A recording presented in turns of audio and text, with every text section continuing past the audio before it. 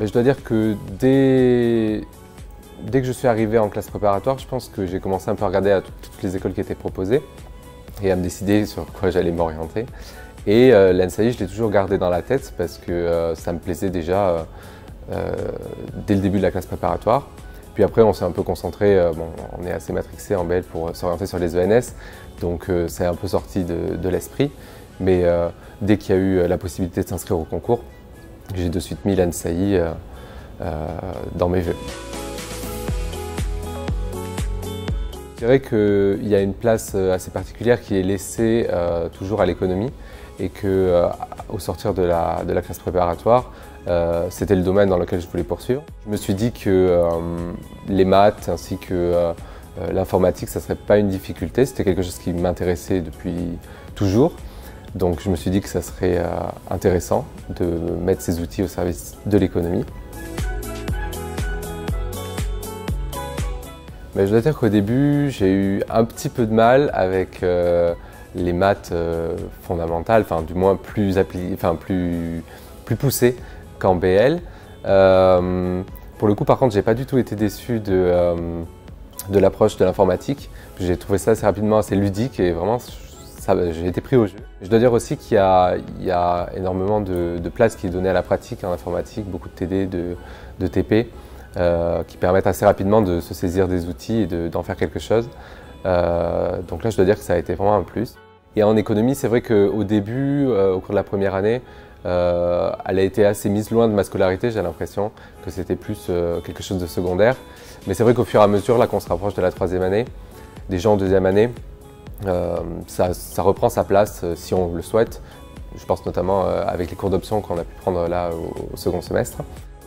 Les enseignements, je trouve, ont de plus en plus un intérêt puisque les professeurs nous sollicitent de plus en plus à exercer notre esprit critique. Je pense notamment à des cours comme régression avancée ou modèle de durée que j'ai pu suivre cette année, où les professeurs ont vraiment une posture non plus d'un déballage dans un cours magistral, mais bien d'amener les élèves à vraiment s'inscrire comme des professionnels de la data, quoi. Ce que je ne m'attendais pas à trouver ici, c'est tout ce qui gravite autour des projets qui nous ont été confiés au cours de ces différentes années, notamment les projets statistiques, où on a un réel encadrement qui est fait au niveau du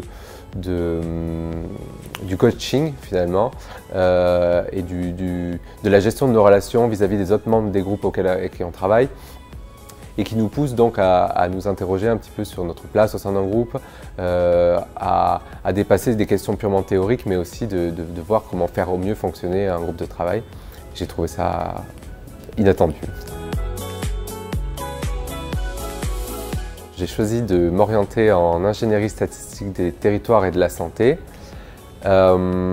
Pourquoi? Je pense que c'est à nouveau ce cheminement que j'ai cherché à reconstruire et qui m'a mené à l'ENSAI au départ, c'est replacer l'économie au centre de mon attention.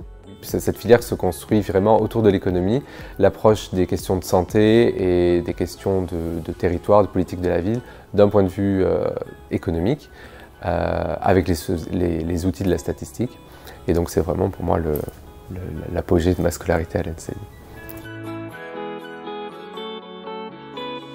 Le premier qui me vient à l'esprit, je dirais, c'est les chartres, c'est les soirées étudiantes qu'on organise. Et c'est vrai que c'est important aussi dans la vie étudiante de prendre le temps de s'amuser. Et donc c'est des soirées assez iconiques à l'ENSAI qui solidarisent bien les élèves entre eux. Et ensuite, je dirais Pascal, parce que c'est quand même une figure iconique de l'école, que vous aurez, j'espère, la chance de connaître. Il saura très bien guider votre orientation, vous rapprocher des gens dont vous avez besoin d'être rapproché. C'est un facilitateur de carrière.